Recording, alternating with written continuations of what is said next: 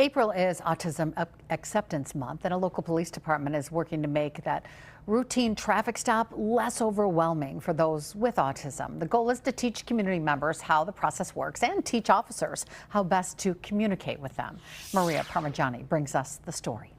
Grand Chute Police say they recently partnered with a community member who has autism for a mock traffic stop designed to reduce pressure and help everyone understand what a real stop can feel like. The reason for that was just to give our community member an understanding of how those interactions may be, because traffic stops involve flashing lights, sometimes a siren.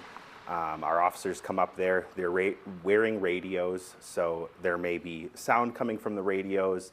We wear body cameras that make some noises occasionally as well. Police say some people choose to carry communication cards or use other tools to discreetly signal they may communicate differently. For drivers who find it helpful, Wisconsin DOT also offers a voluntary Invisible Disability Disclosure Form, MV2167, so certain information can be available to law enforcement and the Wisconsin DOT. Anyone who has a Wisconsin driver license or ID card qualifies to submit the Invisible Disability Disclosure Form. Hernandez says nothing is printed on the license itself and the information stays private, only going to law enforcement in the Wisconsin DMV. The department says these controlled traffic stops can help community members know what to expect in the future. So we have a large number of officers who are crisis intervention team trained, so they're CIT trained to handle those type of interactions, whether it's with people that are